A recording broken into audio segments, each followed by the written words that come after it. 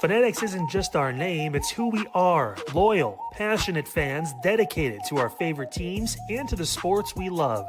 That's why we're honored to be able to offer fans the world's largest collection of official sports apparel and sports jerseys from all leagues, teams, and players you love. We feature a wide selection of gear from every league, including the NFL, MLB, NBA, NHL, and NCAA merchandise, which allows us to serve fans of football, baseball, hockey, basketball, lacrosse, soccer, golf, and, well, everything else that gets your heart pumping. Go to Fanatics.com by using the QR code on your screen right now to celebrate your teams. That's Fanatics.com, a proud sponsor of the Inside Edge Network, Cleveland's digital leader.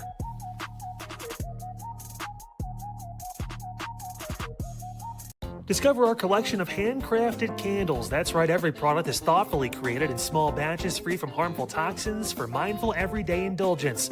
Our candles are hand-poured in coconut soy wax with natural wood wicks, offering a long-lasting burn and rich fragrances. Create a cozy, safe ambiance for your home with candles from Alley Rose Fragrances. First-time customers use the promo code InsideEdge20 to receive 20% off your order. AlleyRoseFragrances.com, proud sponsor of the Inside Edge Podcast Network.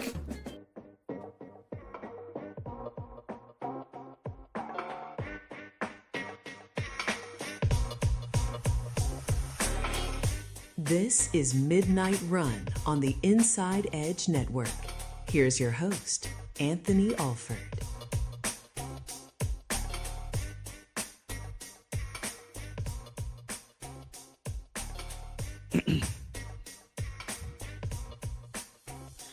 Hey, hello everybody. Welcome to Midnight Run here on the Inside Edge Network. It is 12:02 here on this now Tuesday night, Wednesday morning, May 27th. It's the day after GTA 6 was released. Wait, hold up. That didn't happen? I'm sorry. I didn't know Trish Stratus was a GTA fan. Listen, I saw something. She retweeted the press release from Rockstar Games from last year saying that the release date of GTA 6 was May 26, 2026. And Trish Stratus, of all people, is a gamer, real gamer. She's like, bro, I thought the game was coming out. What are we doing? So what's the new release date? I guess the confirmed one is November 19th of later this year. We'll see. But that's the confirmed date, November 19th, GTA 6. So, today would have been a big day. Hey, analytically, it did come out. Analytically, it was locked in, right? I've been thinking about how I can analytically be better at my job, how I can analytically be better at how I operate and, life, day to day. And when you think of it that way, when you think about, when you think about analytically doing things a certain way, you feel better about yourself. So what? You didn't make it to work on time. So what? You didn't pay the gas bill. So what? You didn't fully pay rent or pay your mortgage. I mean, you were right there analytically. My expected spend on gas was $20. That's my expected spend because analytically, that's how much we were spending on gas, $20 to $30 a tank. So I kept it there. I expected my tank to be full, and then life happens. Okay, you got to laugh at something, right? Kevin Hart years ago had a stand-up earlier in his career. It was called Laugh at My Pain. I kind of feel that way right now as a Cavs fan. I actually saw right before I logged off from my day job. Remember a couple weeks ago, I think we were still in the Detroit series, and I told you about my work meeting. And one of my coworkers, he's a New York Knicks fan. He chimed in our meetings like, Anthony, you don't want to see the Knicks. You don't want to see the New York Knicks. They're gonna whoop your behinds. And I said, in our group meeting, our team meeting, where you got to be somewhat professional, I said we're going to smoke y'all. I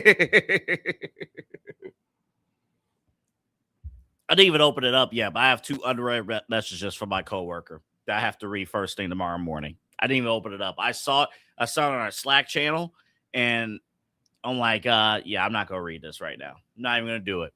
I'm not even ready to take this off. Forget it. All right, so after we got our behinds kicked, Kenny Atkinson and the front office, they're back. We heard the reports earlier today from Joe Varden, Brian Windhurst, Shams reporting through various outlets. And Kyle Cornell on Unfiltered earlier today, he broke it down. I have some thoughts as well that I'll share with you. But first, Eli, if we have it, let's go to Joe Varden. He was on Sirius XM NBA radio explaining the Cavaliers making a decision to bring back Kenny Atkinson and also keep the front office intact. Take a look. When you think about how, I guess, like how complicated their money situation is, like, yes, they're going to try to make a big splash. Like, whether it's make this huge trade for Giannis, which I don't think they're going to do, but they could, or if it's try to get LeBron here or whatever it is. That is a confusing and complicated issue. And by and large, when you're all in on this roster, then you're all in on the roster. Like, you paid this much money. It's hard to get out from under the money and also improve. Dan doesn't want to take a step back. So they're all saying, look, we've made it this far together. We were the best team in the regular season for most of the previous year.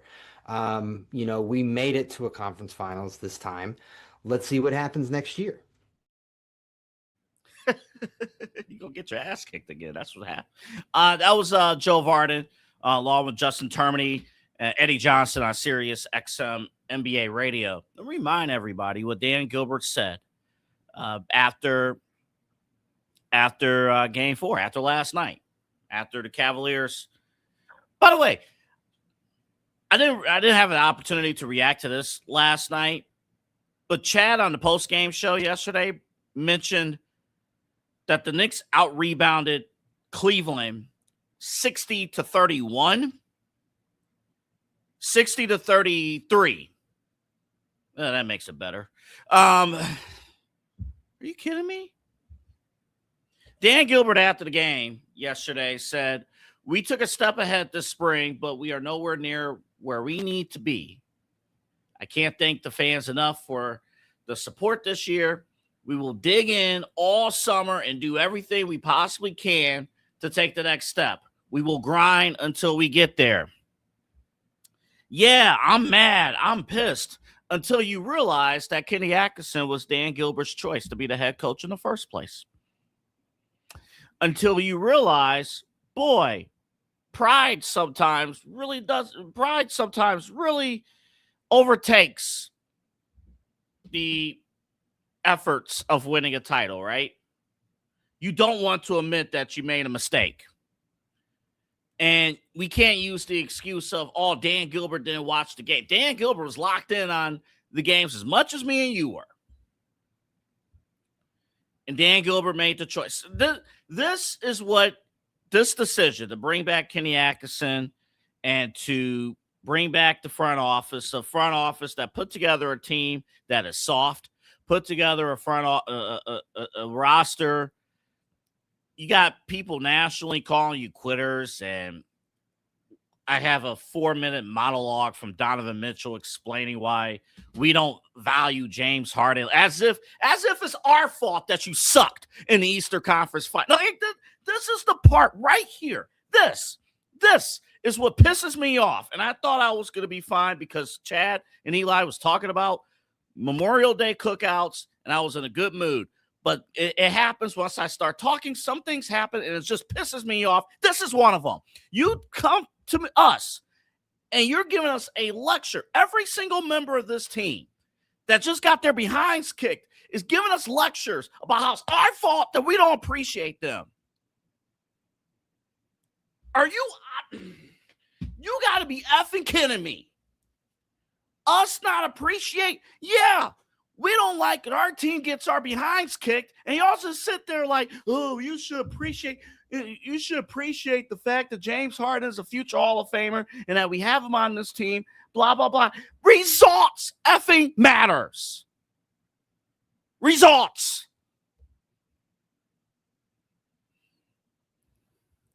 And don't tell me maybe I am crazy, but Dan Gilbert felt this exact way. But then Dan Gilbert got swayed. Between that text last night that he sent and this morning, conversations happened. Kobe Altman got in his ear explaining, hey, analytically, we made it to the conference finals. Analytically, we're right there. We got Donovan Mitchell. We'll play the clip for you momentarily. We got Donovan Mitchell talking about why blow this thing up in the first place. I got James Harden talking about how this team, even though you got your behinds kicked, murked on the court, talking about, oh, well, even though we lost the series 4-0, I still think we're the better team. Who's in the effing finals? Oh, my fault. The Cavs made it in 2K. Maybe an online play, we made the NBA finals. Maybe, NBA Live 2001, we made the NBA finals. Maybe Ricky Davis is coming back. He's walking through the door. I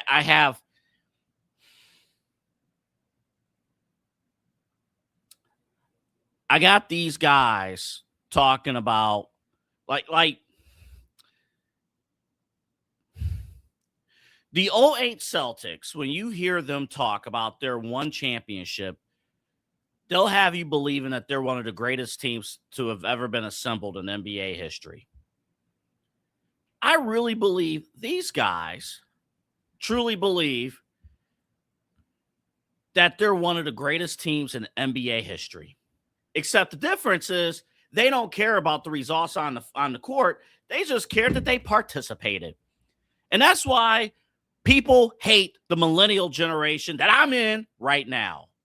Because the theme of our generation is that all we care about is participation.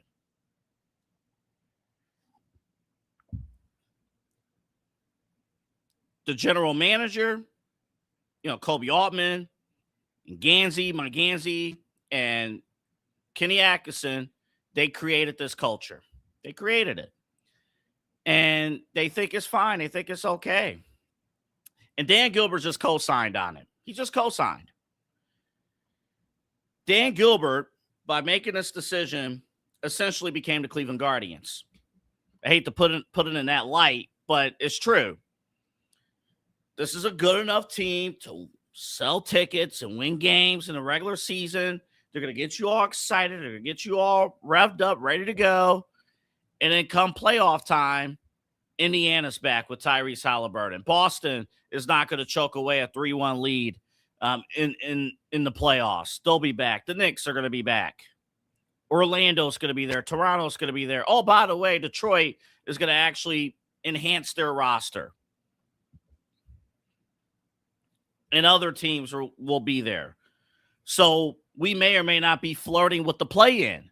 And then if we end up in the play-in, we'll probably lose that. And then I'm going to get a lecture from this team talking about how we should appreciate the fact that they made the play-in in the first place. I'm telling you guys what's going to happen. Eli, I'm not yelling at you. I got to get this off my chest. Come on the screen, buddy.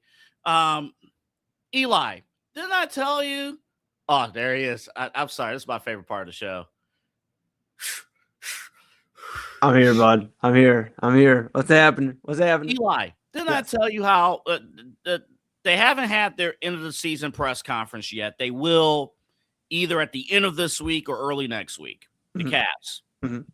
Didn't I tell you the tone of this press conference is going to be, well, we made it to the conference finals. We made it further than we did before, and we saw signs of a great team. And this core four only played 7 regular season games together, and they need a full season of work together, and they could turn this around. Didn't I tell you I'm telling you that's what they're going to say. That's what they're going to say. Yeah, and it's frustrating. If they don't bring in a LeBron James or Giannis or both of them or somebody else, I don't know how much excitement is going to be. We talk about all the time with the Cleveland Browns killing excitement with the quarterback battle and everything else. You want to kill excitement. Dan Gilbert's doing a good job of it by telling everybody they're safe. Everybody did a good job. High fives on the way out. Here's your gift bag. Thanks for a great season, and let's keep going. I agree with everything you're saying, Double A. It's the players talking out of pocket, basically, and I shouldn't say out of pocket, but that's how it feels, where they're like, hey, you know what? It's not on us. We got great guys. It is out of pocket. Double yeah. down on what you just said. It is out of pocket. Yeah. All of them. You're right. And you know what? You look at it, it's like, why are we having to hear about how great of a leader James Harden is if we didn't see it throughout the last 4 games? Why are we hearing about how close they are if they got obliterated? And I think they lost every game by double digits to the New York Knicks. So how close really are we? Kenny Smith, we played the clip yesterday from Inside the NBA about, hey, this Cavaliers team took 2 steps back, and it sure feels like it. And running it back just feels like you're drinking spoiled milk. The milk's already spoiled. Why are we sipping on milk that was expired 2 weeks ago, or in this case, 2 years ago? I just think we are stepping backwards, and there needs to be some revisions. And I know Joe Varden in the clip with NBA Radio was talking about, hey, they're going to have some problems because of the way the money is, and they've invested a lot. Who cares? There's a lot of governors, owners, whatever you want to call them, that have invested into their team across a variety of sports, and then have to tear it down and go right back in and figure it out. And in fact, the Cavaliers did that in 2018 when they tore it down at the deadline, got rid of Isaiah Thomas, who they had money invested into. And Dwayne Wade, I know he was on a vet min or a little bit above, but they invested money into him. They had to go move out him and Jay Crowder and everybody and brought in these other contracts. Teams, including the Cavaliers, have done it before. So all due respect to Joe Vardy, he does a great job reporting on the Cavaliers, but I'm just having a hard time believing that the Cavaliers are just going to stand pat because it's a little bit awkward. We've heard the discussion about the second apron and how James Harden's going to try to get the Cavaliers under that by signing a more team-friendly deal after opting out of his player option. Honestly, Double A, is going to take a lot for me to get excited about this team, because how can you get excited about a team that just got their ass whooped 4 straight games, and now they're telling you pretty much everybody's going to be back for the most part. You're going to lose one of your better defenders in the second unit. I know we give him hell, but D Wade is one of the better second unit defenders, and Keon Ellis, who gave a lot of effort. You're going to probably lose both those guys, so I just don't know where you go from here for the Cavaliers. Oh, there are ways where you can go. It's just they're choosing the path of least resistance, and it will fight them in the behind. And real quick to your point about Cavs Knicks, and I'm going to lump in the regular season because it kind of tells the story. Remember on Christmas, they blew, I believe, a 17-point lead. Yeah. On Christmas Day. We could have won that game. So, again, this team, they're learning, of course. Oh, great. The first game on October 22nd, they lost that one, 119-111. They lost on Christmas, blowing a 17-point lead. The only game that the Cavaliers won over the Knicks, regular season or playoffs, was on February 24th, 109-94. And then Eastern Conference Finals, 115-104 in overtime in game 1, 109-93, 121-108, 130-93. So it's not even. Here's the thing. It would be one thing if, and we've seen this in basketball, where a team plays another team very close, but it's just a couple of plays here or there, and they just fall short, right? Mm-hmm. We've seen that. This is not it. This is not it. And I heard Kyle earlier today, and I fully 100% respect his opinion on basketball. He knows more basketball than he's forgotten more basketball than I know. But the one thing, and I heard what he said about what I said on the show about the momentum and overall big picture, he would be right in that momentum in basketball does matter. It heavily matters. But this is where we will agree to disagree, where I've truly believed this team mentally upstairs, if they would have held on to that 22-point lead, I truly believe they still would have got the doors blown off and they would have still lost the series in 5. Like, I still think we would be right where we are right now, even if we would have won game 1, because this team is not mature enough. And honestly, the culture is not mature enough to take those extra steps. This is not Oklahoma City. This is not San Antonio. I mean, at this rate, not even New York. Yeah. They want desperately, and I was hoping I was wrong about this. They want desperately to prove that they could win basketball the right way, as if there's some moral code about how to win championships in sports. Nobody cares. Yeah. Nobody cares. Don't bend over, quit in the second quarter of basketball games in the conference finals, Eli. Yeah, my final point on this, Blake, I know we got to go to break. I know you'll probably have some more thoughts after the break about these fantastic Cavaliers. But we'll play real quick after the break. Eli will go after the break. We're going to play Donovan Mitchell trying to mansplain to us why we should appreciate James Harden and why we should lay off our ring culture. I don't know the entire effing purpose of why we watch professional sports. Okay, sorry, go ahead. You're spot on, pal. No, I mean, and I had a conversation last week, actually, crazy enough, Friday, before the last two games of the season, with Cleveland Cavaliers beat writer and beat reporter Spencer Davies, from Clutch Points and Basketball News, and we had a conversation about how this team, the Cavaliers, are emotionless. They're very emotionless for a team that is this far. And you wonder, for a team that's emotionless, okay, that means you're not going to get too high, like in terms of okay, you're not going to ride the highs, you're going to stay level. But that means you also shouldn't dip with the lows and have that completely defeat you. And unfortunately, and I respect, what's being said about this team in terms of that, the emotionless, the all that. And, Spencer's around the team a lot more than I am. But it sure seems like they got a little bit of emotion filled after game one, that they completely lost where they were. And to your point, W, they mentally were broken in Madison Square Garden. Whatever return, whatever roster, construction, and those guys coming back to Cleveland, whatever Cavaliers team returned back to Rocket Arena was not the same Cavaliers that went to Madison Square Garden. We'll take a break. When we come back, you're going to hear Donovan Mitchell explain to us why we should appreciate James Harden instead of winning championships. We'll be back.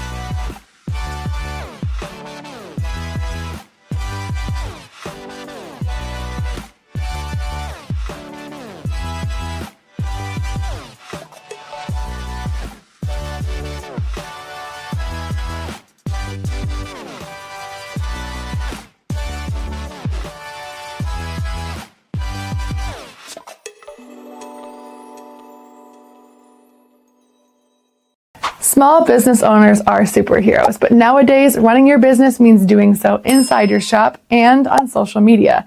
That's why you should make Omega Video Marketing your sidekick.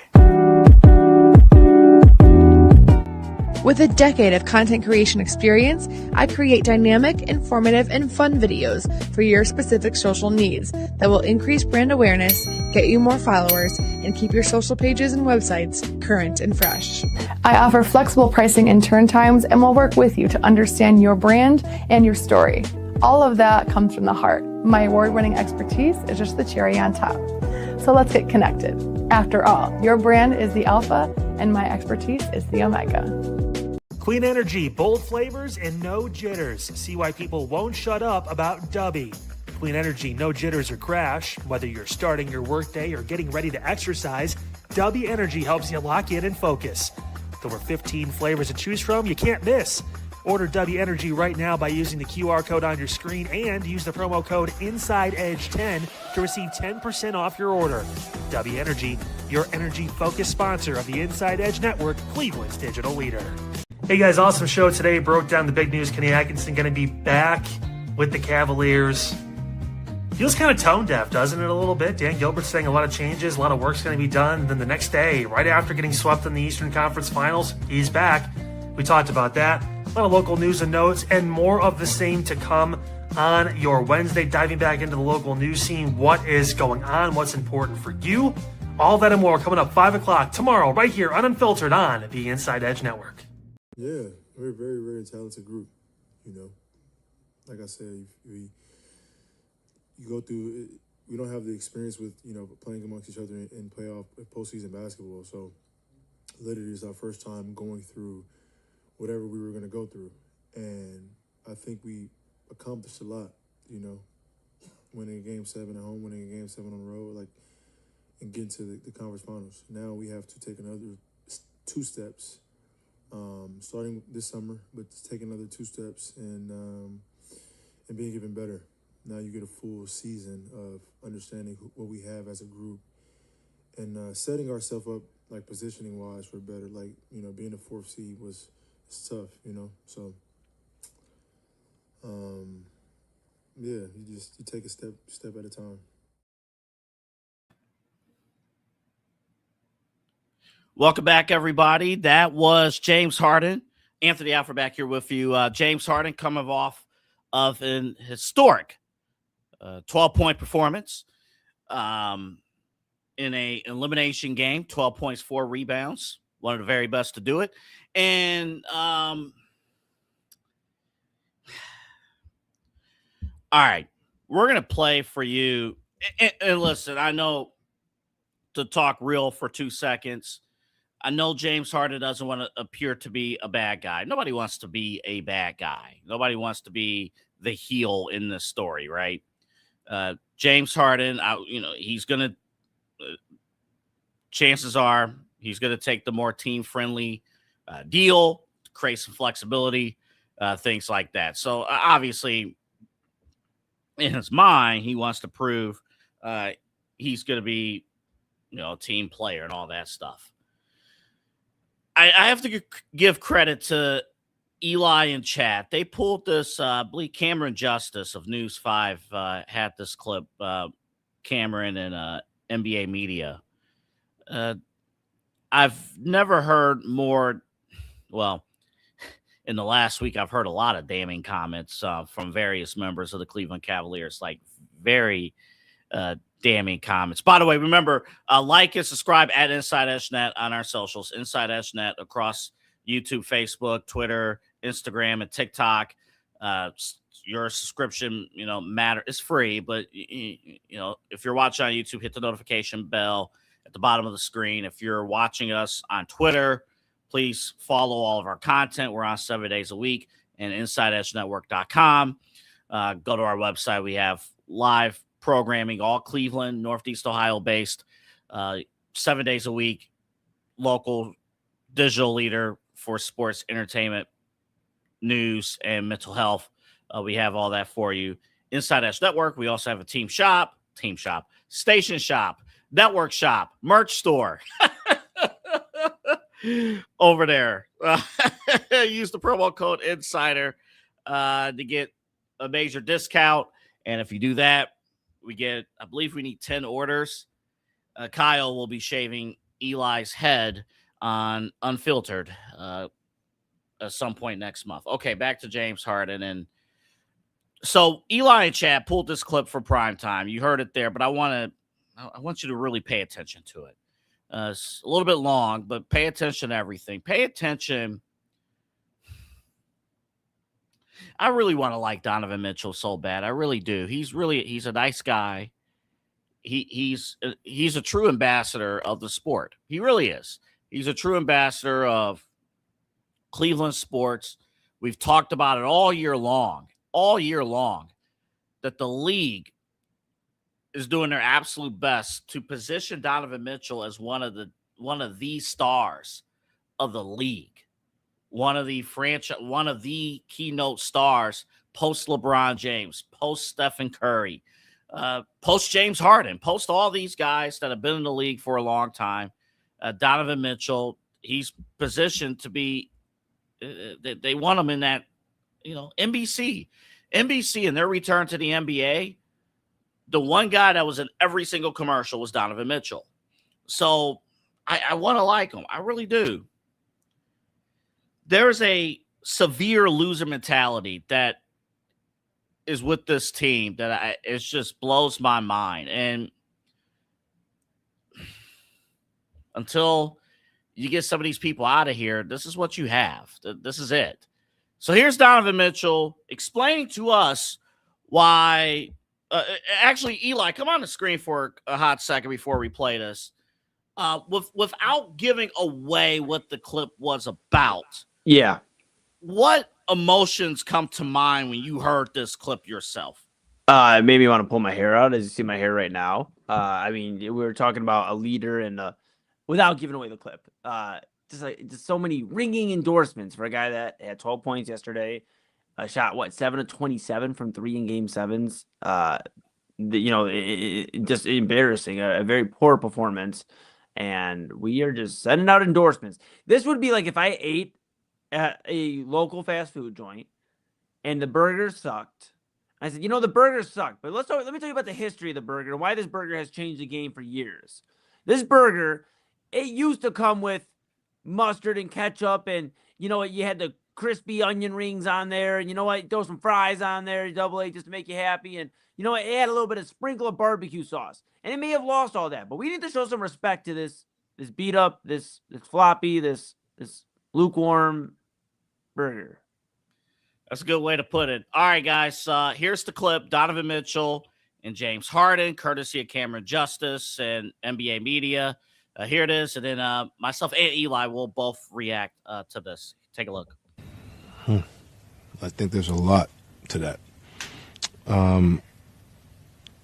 I think we ignore leadership by him. I think we ignore the human, the character of who he is. All positive things, by the way. I think we ignore the empowerment that he gives people. I think we also ignore his greatness in a major way. I say we, I really mean y'all. Sorry. This man changed the game of basketball. Changed the game of basketball in ways that we've never seen before. And we live in such a ring-dominant culture that we're willing to write a guy off because he hasn't gotten there. God, it's transcended basketball, right?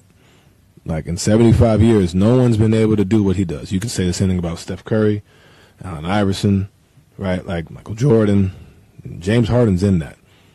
So, yeah, obviously I can relate to not having reached a certain point, but I do also feel like we don't talk about his greatness enough. We don't talk about the person he is. He played alongside Joel Embiid, and Joel Embiid won MVP. He was 2 inches away from a conference finals with the Brooklyn Nets. Some of that is just unlucky stuff. can't control that. And he was on a bad hamstring. We don't talk about him playing through this. Man, I don't know if his thumb is still messed up. He hadn't said nothing since the report came out. We haven't heard nothing about it. Like, we don't talk about the mental fortitude to deal with that. Like, I don't know what it is, if he's healthy or not. I wouldn't be able to know because he has the same way he could have one leg and he'd be the same. And I think it's really, truly unfair, to be honest. Now more than ever, now that I see it on a daily basis. But that's just the society we live in. That's the world we live in. We're a ringed culture. That's just how we are. So, like I said to you, we can't fight it. It just is what it is. But I do think people overlook the greatness. 17 years, dog. Like, it's a long time. That's a long time. And I think we are so quick to jump on him and get on him about what he's doing at 36. At 36, right? Like, let's not forget this man he ran into a really good Golden State team 2 or 3 times. A team. Like, so it's unfortunate, but I know that's what drives him, and that's ultimately, as a teammate, that's what drives me. But we sometimes lose the plot on the greatness of that individual and what he brings to the game of basketball, to the brand of basketball. So, yeah. Okay. Eli and I back here with you because we're both going to react to that. Listen, off the top, I have no issue defending your teammate. That's defending your teammate. No issue with that whatsoever. So I don't want anybody saying, "Oh, why help?" You don't like him defending his teammate. No. I have no problem with that. None whatsoever. Why is it in basketball, like every other sport, like in football, we have never had a football conversation where a team says, "Oh, well, we should overlook the ring culture." Like if in the NFL, all 32 teams try to do what they can. Cleveland try to do what they can to win the Super Bowl. Mm-hmm. We don't hear the team that falls short. I didn't hear New England after they lost in the Super Bowl this year say, "Oh, well, we should lay off on ring culture." And maybe part of that's because New England's head coach had other personal affairs to get to, but that's he had his own ring to figure out. He had his own ring. Actually, legitimately, he had his own ring to defend this past summer. Yeah. Spring. Yeah. But you get my point. Like, you don't hear, the Josh Allen talking about, well, we should overlook the rings, right? It's about how well we played as a team. It's about how well we did. You don't hear, for the most part, even in baseball. And I know baseball is a different conversation in terms of spending and what's allowed it and things like that. But it's not good enough just to be around. Like, you got to win. Why is it a penalty in basketball anytime people bring up rings and championships? Like, that's the whole effing point of why you're here. Yeah, I think a lot of times AA is because of super team era. And, people started devaluing rings or trying to say this ring doesn't matter as much as this ring and this ring doesn't matter as much as this ring. And, well, hey, LeBron teamed up with these guys to win that. And, they brought Kevin Durant over to Golden State, so those rings don't matter as much. Or, hey, you know what, that was in the bubble. That was during COVID, so that Lakers ring doesn't really matter. And they've got to the point of devaluing rings, almost to the point where now rings don't matter to a lot of these players. Well, it's just having fun with their buddies, and we're trying our best. You know what? But I will say this. The biggest thing that stood out to me about this video is that Donovan Mitchell, I think his beard started growing a lot more during the video. It almost turned into like a James Harden-esque beard. Like he was like literally James Harden defending himself. I mean, I've never heard somebody defend somebody that he played 7 games with in the regular season and then played a postseason run with him. And James Harden, in the clip we came back from break with, about, well, hey, we've accomplished a lot as a team. This is our first time going. No, wrongo. This is your first time with the team, James Harden. This team, this culture, this core for the most part has been together. This is not their first time. So we're not going to hear that from the outsider, respectfully. You've joined late. You are just an addition to try to help. So no, this is not the first time. So that alone. And Donovan Mitchell, I mean, he's got to be careful because if he keeps talking like that and he keeps moving the way he's moving, And defending James Harden, he's going to turn into James Harden. 17 years in the league without a ring, and he may not even get to where James Harden got to at 2012 NBA Finals as the sixth man. Donovan Mitchell may never get there. So if he keeps talking like that, the beard's going to continue to grow. He'll turn into James Harden, and we'll be talking, he's in his 9th year in the league. We'll be talking about 8-9 years about Donovan Mitchell being 16, 17 years in the league without a ring. Yeah, Donovan Mitchell, he turns 30 in September.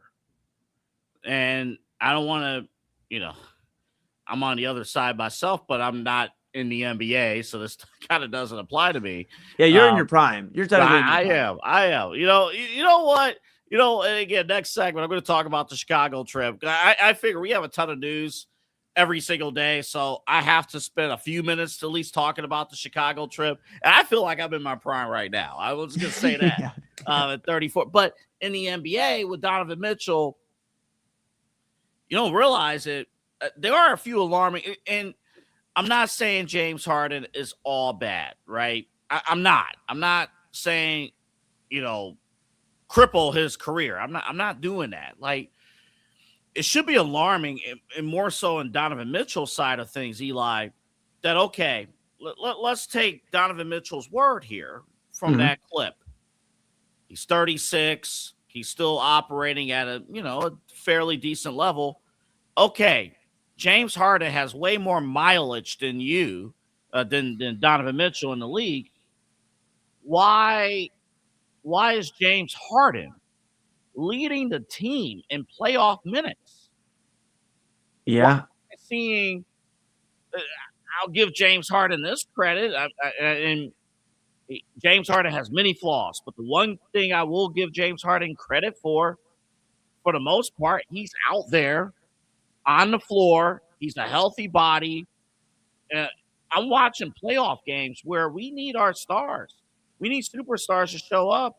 And all because it's part of the rotation. Donovan Mitchell is out of the game 6 minutes in during major important playoff games. I get it. That's the rotation in the regular season. But in the playoffs where you need to pounce on these teams, we never was able to build on big leads. And Donovan Mitchell's not going to Coach Atkinson and say, I need to be in the game the entirety of the first quarter. Yeah. The game at least the first 9 minutes of the first quarter.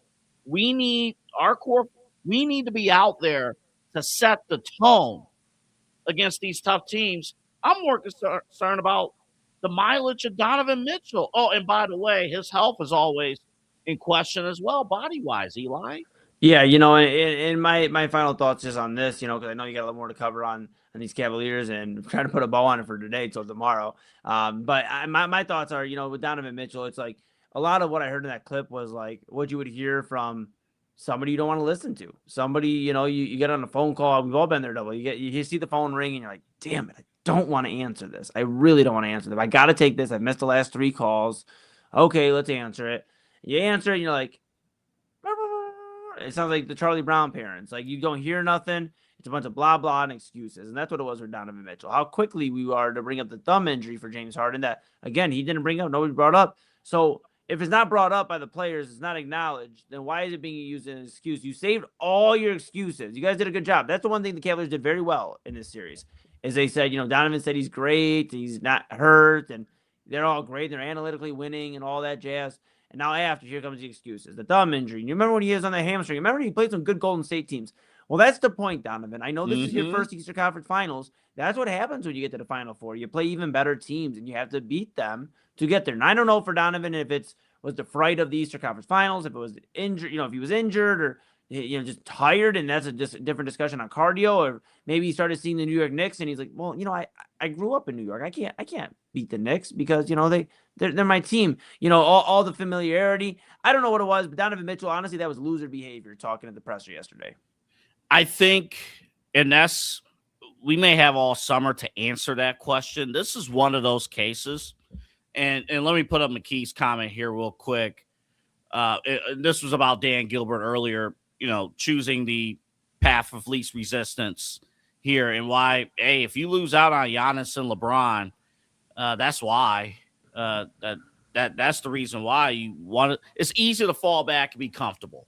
Mm-hmm. If you let me be clear about a couple things. If you want to just say, "Hey, we have a team that Cleveland could be proud of, and they could win games in the regular season," fine. Extend Donovan Mitchell. You're going to extend James Harden, but make a full commitment to James Harden. Give Kenny Atkinson a long-term contract. Fine. Just run it. Have a team. Treat it like minor leagues, basically. We have a team here in Cleveland that fans can be proud of. Well, Fine. I'll say this. My final point on this double A before we go to break is I find it interesting that Mike Gansey's getting discussions, about being a GM for other teams. And Kobe Altman has had no discussion. I get Kobe's in a different position in the office, but usually when guys are higher up, they get talked about for filling roles in other teams. And you wonder if Mike Gansey leads the organization, what that does for the Cavaliers. We haven't talked about that a lot yet, but I think this summer we should look at it. If he does depart from the organization, was he helping a lot more with some of these moves, and was he more connected to Dan Gilbert in these discussions than we think? Or was it really Kobe Altman? I guess we'll find out if Gansey leaves, but I wonder. That's a good – put a pin on that because I do want to come back to that. That's a good point. Let's explore that in the next coming shows. My last point on this, on Donovan Mitchell, based on what you said a few minutes ago. I think sometimes when you just accept that this is who you are, I don't think they see that this is a loser mentality. I think in their eyes, I think when they hear us have – when you hear, and I'll be honest myself here, this is me being real, right? Eli and I, we've known each other for over a decade, and I pride myself on, being able to work with a lot of people over the years, right? There are times when, not every, I don't want to, I'm going to be humble as much as I can when I say, you know what? Let's take a break because there's a big point I want to make out of this. Sometimes not everyone can measure up to you, but also the flip side could happen as well, where if the standard is too high, you get comments like what Donovan Mitchell just delivered. We're going to come back, I think, in 2 minutes. This is a big point that I want to make. We'll be right back. Mosser Moments Photography is a husband and wife wedding photography team based in Cleveland, owned and operated by Inside Edge Network's very own Ryan Mosser and his wife Hallie. For the past 10 years, they've captured more than 100 weddings across Northeast Ohio and beyond, always working together as a true two-person team. Their style centers on authentic, emotional storytelling, documenting the real moments between two people in love and creating images that feel natural, comfortable, and true to the couple.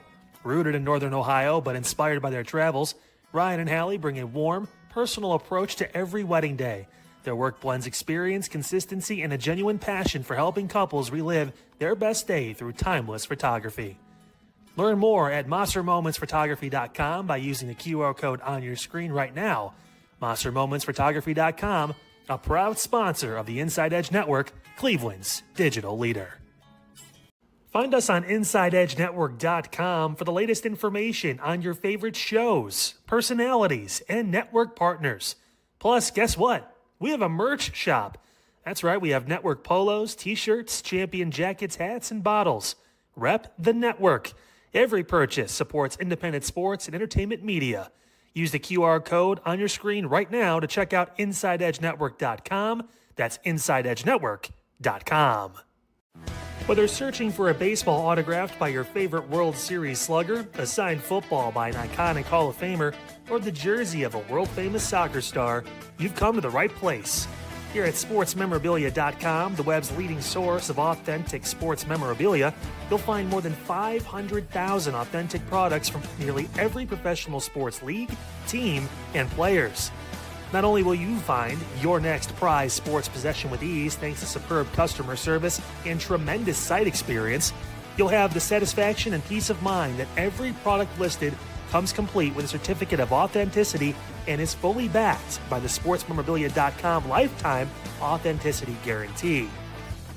Go to sportsmemorabilia.com by using the QR code on your screen right now. Sportsmemorabilia.com, a proud sponsor of the Inside Edge Podcast Network, Cleveland's digital leader. Hey, everybody. Chad Bryan and Eli Moon. We are, yes, Inside Edge Prime Time here on the Inside Edge Network, 10 p.m. to 11 p.m. We are here with you every weeknight.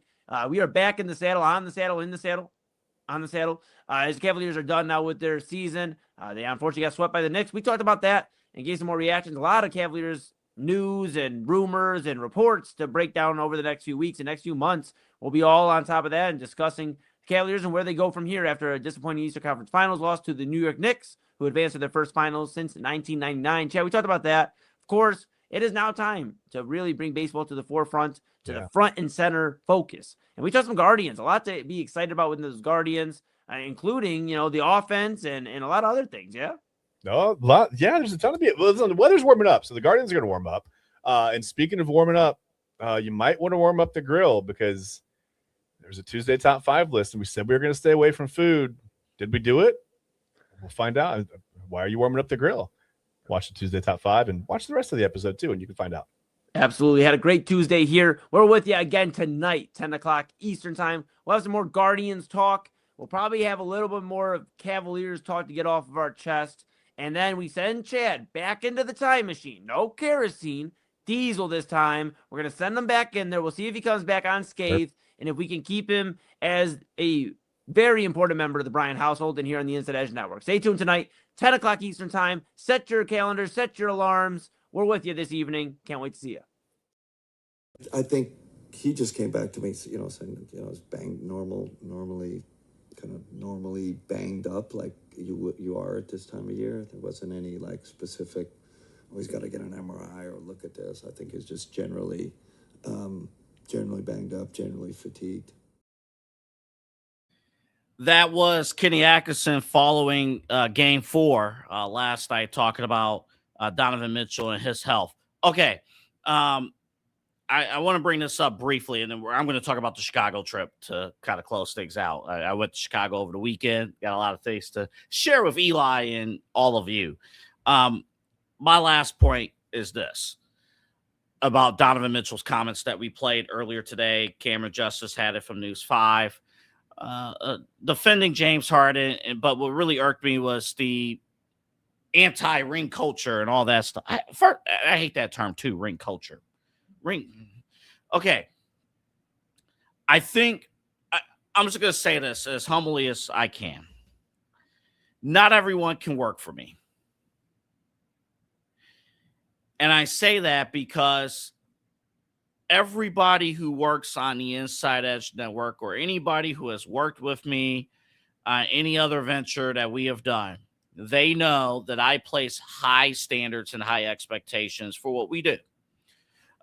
As the program director of the Inside Edge Network, obviously, we have goals and what we're trying to do, right? We're trying to put out great content, but also we're a business, right? So, we also have to bring in sponsors and do all of that. We, social media, digital, and there's a ton of things that makes this work. And that's not even including the day-to-day content operations as well, right? We could do all this stuff, but if the content's not good, then what are we doing? On top of that. So I place a ton of expectation on myself and on my team to win. There are certain things that if you just, and also part of that is the reason why Eli is the assistant PD of this network. It's exactly why he's the assistant PD. Is we have an organization. There are certain things that happen on a day-to-day that if you just allow it to slide, all of a sudden it becomes normal. And then if somebody comes in and tells you this is not the right way to do it, then you offer, there's resistance. There's resistance. For 3 years, close to 3 years, I had the opportunity to produce the morning show, Ken Carmen and Anthony Lima, at 92.3 The Fan, earlier in the decade. And it was a very rewarding time. but it was a demanding job. Not because nobody was difficult to work with, but the reason why everyone in Cleveland loves that morning show is because each and every single day there were standards placed. And it was my job and whoever else worked on that show. Shout out to my guy Owen, who's on that show as well, producing. Every single day there are high standards. Every day I had to live up to those standards, put in the shows together, the rundown, going over the topics, for those guys, having guests lined up each and every single day. And on top of that, handling digital stuff. I mean, we were testing out new things with Odyssey. One of the things that Odyssey does now, if you go on their app, they have segment by segment, labeling, all the segments. I was one of the people who tried that out, trial base for the first time before the other shows rolled it out. It was my responsibility to operate that to its highest ability. So I had to answer to all of that. I had to answer to Andy Roth, who was the PD at the time. I had to answer to Keith Britton. All great minds, high standards. There's a difference when you are in a operation with high standards versus a losing culture and a losing mentality. And when you're in a culture of a losing mentality, those comments, like what Donovan Mitchell had, and you heard others, it becomes the norm. I mean, James Harden, as much good as he has done in this league, he is only, a couple games behind Karl Malone in terms of number of playoff games without winning a title. All of a sudden, that becomes normalized. It becomes accepted. So as much noise as we're bringing, and we've had every bit of emotion, from anger to disappointment to sadness, all the above. And to us, we do it because we see the talent and we see things can get better.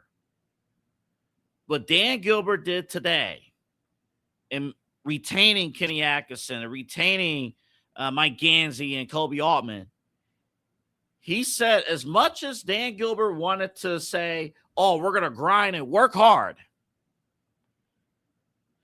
comfortability and path of least resistance won. And path of least resistance will lead to a decent regular season before you get your behinds kicked in the playoffs. And in turn, by the way, get fans' hopes up and then a letdown. All right. I promise I got to deliver. Chicago. What a trip. And this is going to be a multi-day story that I kind of explain because there's a few observations. This past weekend while Omar was running during the show, I'm sorry, Omar, I had to, man. Omar Klossel, he will be our morning show host, Inside Edge Network morning show with Omar, beginning on Monday, 9 a.m. Don't miss it. 9 a.m. Omar's working out a studio. It's going to be a great show. So can't wait. Monday, June 1st. But over the weekend, I travel. So a few things, a few observations. Number one, when you're traveling on the road, please do your research on gas prices. Do your research on the tolls. I did not realize how expensive the drive to Chicago was going to be. It was my first time in Chicago. My college friends, they've lived here for a long time. New job opportunity. They just moved out to Chicago a month ago. And they were great. They're not on social media. They don't look for social media shout outs or anything, but they know how appreciative I am of them for inviting me out there and taking care of me. I don't deserve the love that they gave me. I don't deserve the love that anybody has given to me really at all. Everyone is fantastic. But please do your research because I did not do the research, and Google will lead you to basically pay more money than what you need, right? I didn't realize this. Like Google Maps and Apple Maps does the same thing. it's not really clearly defined which areas of the road are considered a toll. So it's not simply just the Ohio Turnpike, Interstate 80, Interstate 90. It's not just that. In Indiana, it's pretty simple. It's just, north, right? I didn't realize that in Chicago, if you crossed a bridge, you're spending $8 to cross a bridge on Interstate 90. I did not realize when I veered off of 90 briefly, once I passed Gary, Indiana, I think it was State Route 912. Crossing a bridge was another $3. I'm sorry, $4. Like, what the hell? If I would have done my research, I would have, just take the side streets. Yeah, you got to drive an extra 5 minutes, but I would have saved $13, $14, $15. Also, you could take another few extra minutes, go on 94, and then stay on 94 when you get close to Chicago instead of taking 90.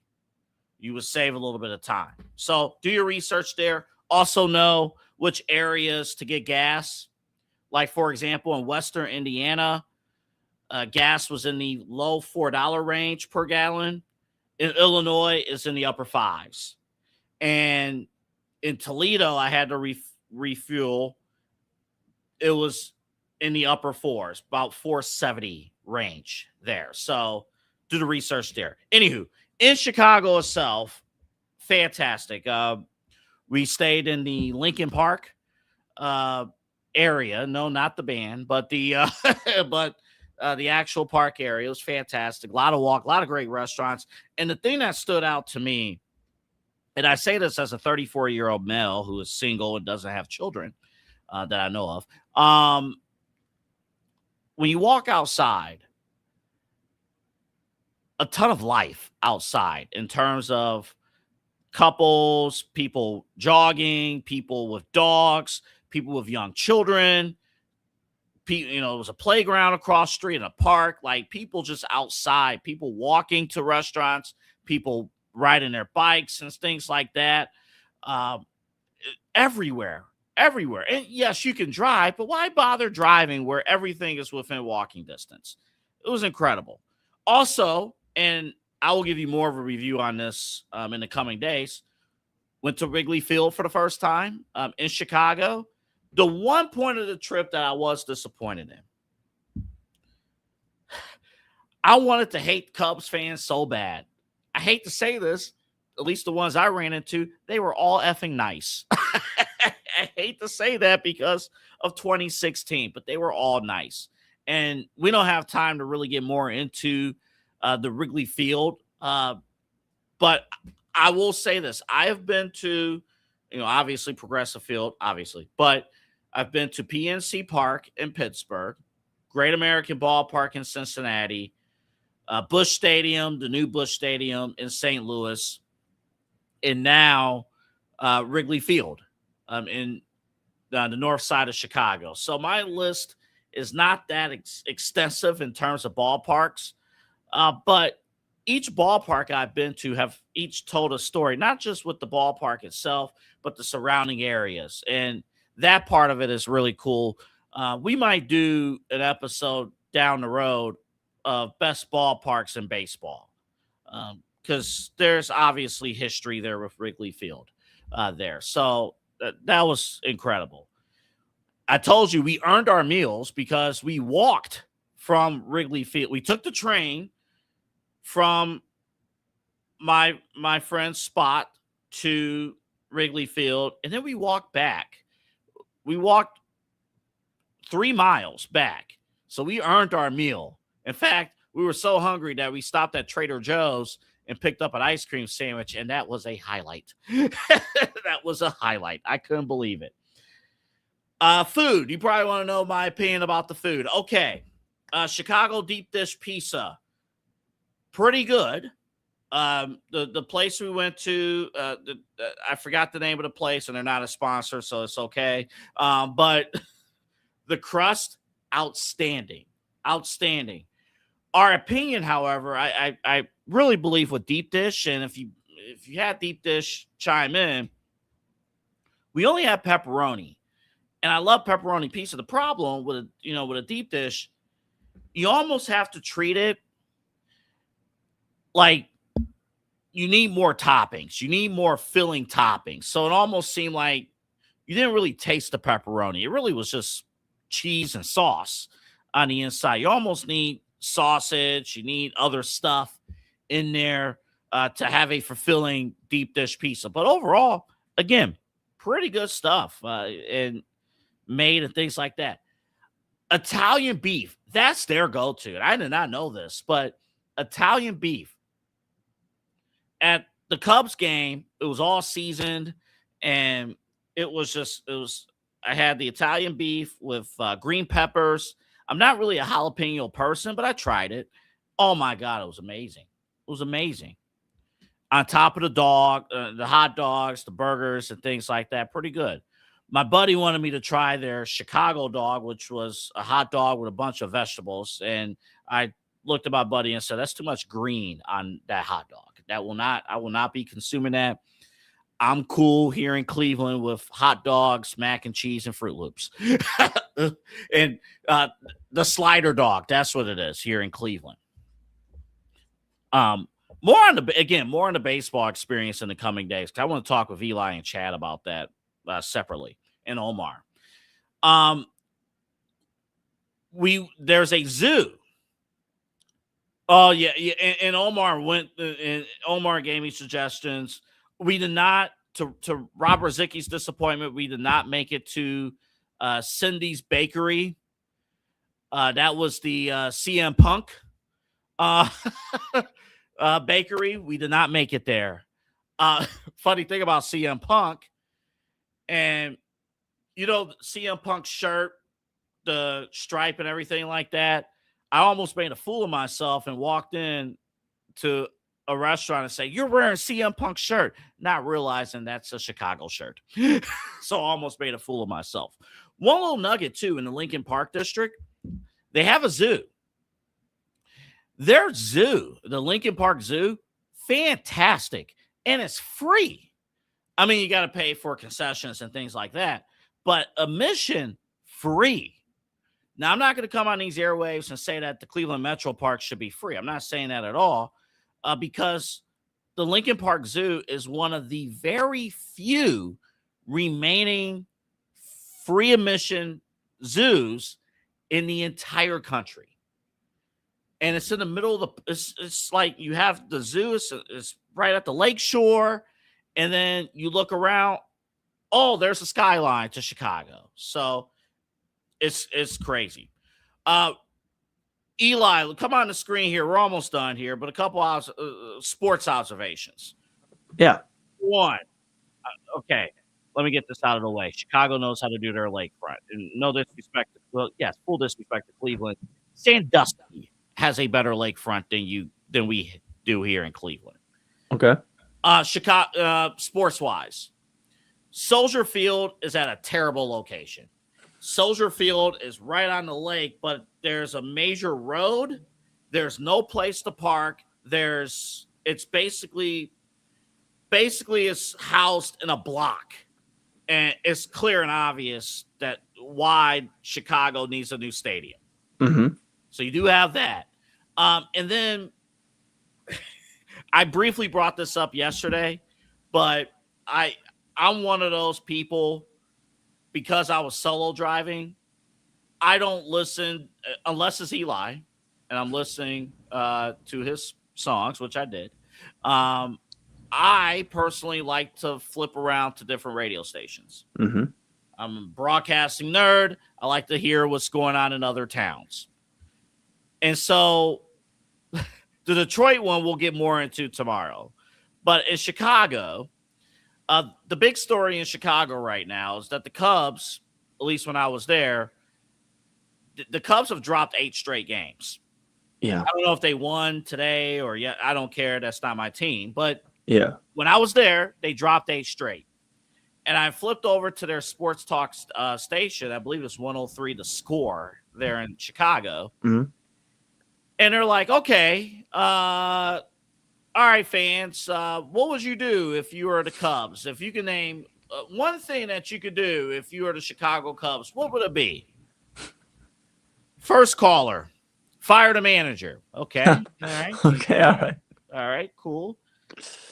Second caller, go in the clubhouse and take away all the alcohol. Okay. Okay. What? Third caller, change of ownership. Okay. All right. So, All right, buddy. All right. okay, all right. So if you think all bad callers just exist in Cleveland, Ohio. Well, I got some, I know we're up against, I know you're probably talking more Chicago tomorrow. I mean, first off, it's good to know that we aren't the only crazy sports town at time to time, and Chicago's going through it too. I just checked while we were chatting here. Cubs lost 12-1 to the Pirates today, so they are continuing their losing ways, and I'm sure those calls will continue on the score tomorrow. Yeah, they will. Yeah, they will. It's great. Yeah, it's just crazy. Also, I left. I was gonna leave Sunday, and then they fed me. It was a soul food place. Oh, Saturday. There's a place that serves fried rice at 9:00 at night. That's amazing. And it's like fried rice, a fried egg, chicken. And then we got us an app. We got Boom Boom shrimp. And we left the sauce. And we dripped the sauce in the fried rice and the egg and the chicken. Okay, everything but the shrimp. I'm not a seafood guy, but that sounds phenomenal. Still, and honestly, you don't even, if you're not a seafood guy, that's okay. But even just the sauce, you will love the sauce. Oh my goodness, a little bit kick, but just the flavor.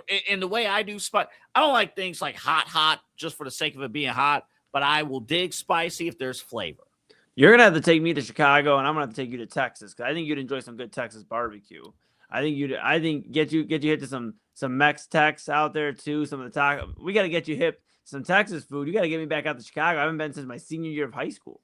We're gonna do a show. It might be a crossover show. We're gonna do a show out of town food that we have to try. Yes, we're gonna put all of our expertise. This might be a whole network thing. We're gonna put all of our expertise, together and food, out of town food. I love it. I love it. Have to try out. I'm with it. No, yeah.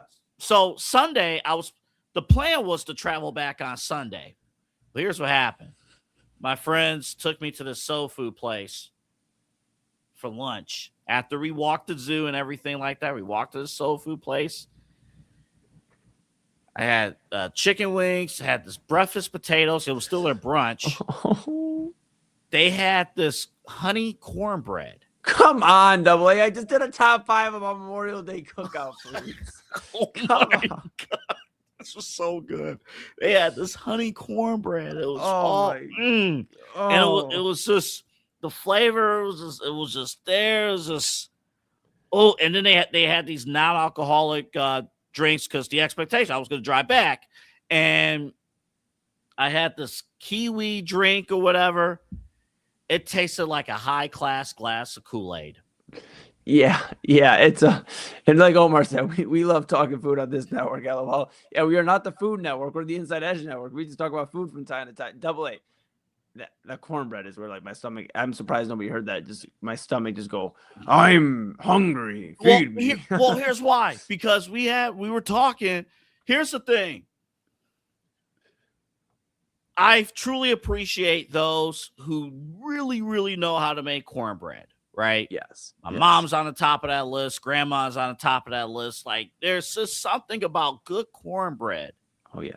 That's just because what you want, because what you want, like, all right, it's got to be a little bit of, flavor. It has to be a little bit tough on the top. Right. It can't be just straight give. It's got to have a little bit of a, fight back. Right. It has to have a little bit of something. But man, I took that fork and I sliced it, and then it got in my mouth. Pause. And, oh my God. Oh man. It was great. Not even to count all the other stuff that was there. My buddy got he ordered catfish and grits. Oh my goodness. Y'all were getting down. Y'all were getting down. Catfish and grits. And then his wife, my other friend, she had the classic chicken and waffles. The waffles was top tier. I would have ordered the waffles if I was not planning on driving back. Yeah, and you didn't.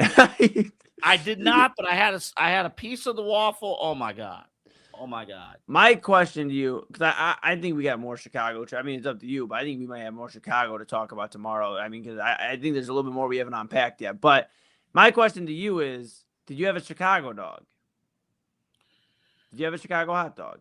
No. Honestly, I didn't eat any hot dogs this past weekend. I'm a hot dog guy. I love hot dogs, but I did not have any hot dogs this weekend. Okay, because I know they do like the pickle, I think, and like the relish or whatever. They do like something different. No. That's what. That's right. Yeah, I'm so silly. Absolutely not. Yeah, you don't do any condiments. What am I thinking? Well, yeah. well, I do. I brought up on your show earlier that I do Polish boys, the fries and the barbecue. That's fair. You don't do like condiments that typically go on a hot dog, ketchup or mustard. Yeah, no. And you don't do like relish, no relish or like onion. No, my dad used to love relish. I couldn't do it. I got you. I'm not a relish guy either. Papa Moon does all the fixins. If they have like 18 different like condiments, he's like, yeah, just put them all on there. Can I tell you how picky I am with food real quick? When I was younger, my grandfather fired up hot dogs and stuff. Yeah. And my granddad, he didn't know. He put mustard on the hot dogs. Like, here you go. And I didn't, I don't want mustard. Okay, that's okay. We'll just wipe it off. No, because it's still. Dude, that's funny though. That's so funny because like I think about like how picky I was growing up as a kid. My Aunt Monica, rest in peace to her. She hasn't been with us in 6 years now. But when I was younger, I was a big York peppermint patty guy, bro, which is crazy because you think of candy for kids and like whatever. Like York peppermint patty was my go-to. And I remember the one time we were in the car, we just got out of Walmart. We bought the York peppermint patty, and my aunt's like, "I take a bite, just a small bite?" And I was like, real picky, like nobody eating off my food, nothing, like food can't touch. And she took a bite, and I still feel bad to this day. I was like, "No, I can eat the York peppermint patty." Dude, it's crazy. It was great, and then we got more about the Chicago trip tomorrow. It was just. After I had that soul food on Sunday, it's like, oh, you want to? I'm like, let me get out of my advice, ladies and gentlemen, never drive when you're tired. So yeah. That food sat in. So, and then my buddy, he was like, oh, by the way, I ordered AEW Double or Nothing. Well, darn, if I stay, I guess I have to watch AEW. Oh, darn. Yeah, dude. Hey, you know what? You were Pop Moon does those Soul Check Sundays every week on social media every Sunday. You were having your own Soul Check Sunday. It was checking on your vibes and making sure you were able to get driving the next day. But you know what? Again, we did so much walking. I checked earlier. I had over 16,000 steps on Saturday. Hey, that's awesome. That's awesome. No, so real talk. We awesome. Earned our meals. Sure did. That's like, yeah, man. There's nothing better than like finding new cuisine out in a different state. And I'm glad, like I said, I think you probably got a few more things I'm sure you got to talk about with this trip. Put a bow on it officially. But man, bro, I'm glad you had a good time. You look like you're refreshed. You look recharged. We missed you over the weekend and on Friday. Omar did a great job. We'll have him again. You said June 1st, obviously morning show here on the Inside Edge Network. But we missed you, bro. It was weird. Like I meant to make a few calls to you, and I'm like, let me just let this guy chill. He don't ever chill and just enjoy himself. So I'm glad you enjoyed yourself. I'm happy you're back, ready to rock. But yeah, man, I'm glad everything went well. Oh man, thanks for that. We got more of the trip to unpack. Eli, let me go solo for 2 seconds though to close out. The one thing I did wanted to briefly bring up at the I very rarely on this show talk about death because it's the midnight show. It's the last thing anybody wants to talk about and discuss is death and things like that. And I'm not going to get into particulars. It's not my story to tell. But when I did come back from the trip, you scroll on Facebook, just to see what's going on and everything. And I read that one of my cousins passed away. And, cousins are interesting because, especially cousins around your age, because in the immediate family you have your brothers and sisters. I have an older brother, of course. Your parents, things like that. But oftentimes your first friends, or you consider extended brothers or sisters, are your cousins. And when you're younger, growing up, they're the ones that you're outside playing with, and they're the ones that you go to for sleepovers and things like that, playing video games or hooping or whatever, just talking shop, just hanging out, Memorial Day cookouts. Those are the ones you're hanging with and everything like that. And what ends up happening as life, the worst thing about life, the best thing about life is that we do grow up. We do, we get into our own thing. The worst thing about life is that there's, admittedly, I have not done a good job keeping up with people. So I do remember, growing up, okay, you're in high school and then now you're in college and, getting into broadcasting, things like that. You obviously stay connected with your immediate family, but, you grow your friend circles and things like that, and other life things happen. And then in the blink of an eye, your cousins, it's no fault of them or anything like that. Nobody's at fault, but then your cousins have children, and they have their own families, and things like that. So sometimes, yes, you keep up through social media, but it's not the same as being there in person. And because of our added responsibilities of this capitalist world that we're in called America, where we have to work, and take care of ourselves and things like that.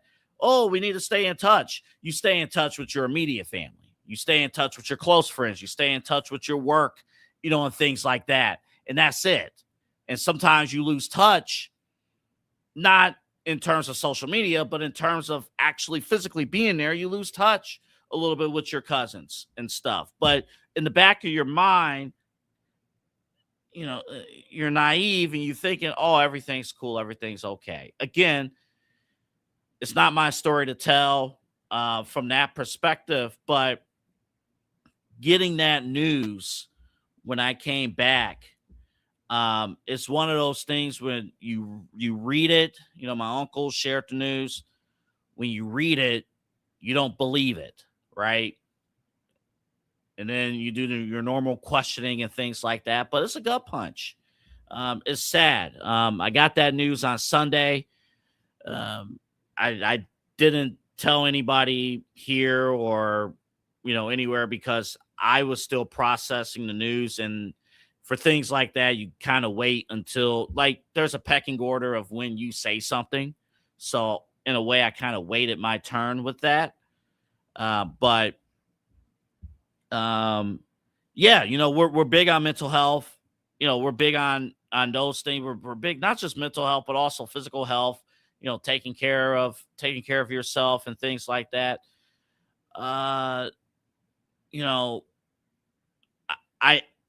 I will openly admit, sometimes I hear people say, check on each other and things like that. Okay, I'll check.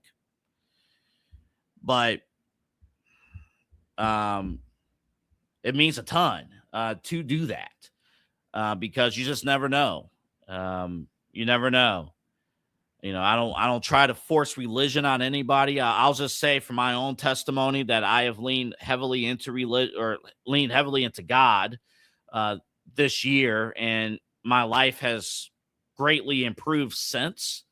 My own mental health has greatly improved since that moment. But if you believe in that, send a prayer, because my cousin leaves behind young children. And those are the ones that it's like, that's where it's tough. That's where it's going to be tough, because I know how much she loved being a mom, and, she loved those kids. And it's that's the toughest part about all of that. But it's sad. It's really sad. It's another reminder that in this world, we get one shot at this. In this world, we get one shot. We get one shot. Don't, work hard, do what you need to do to make the money that you need to make, do the things that you want to do, but also take the time to enjoy, because you just never know. You don't want to leave anything on the table. If you leave things on the table, at some point you'll look down and say, man, 5-6 years have passed by, and then 10 years has passed by, and 20 years has passed by, and so again, prayers to, and thank you, everybody. If you follow me on my personal Facebook, thank you for your support and what's going on with that. But please send a prayer to that family, and those young children, because they're the ones that that's tough. That's tough. I can't speak on their pain right now, but that's tough. So, checking on your loved ones and do that. You see? Yeah. So, all right. We got in the show. I wish there was a better way to end the show. I'm sorry, but it's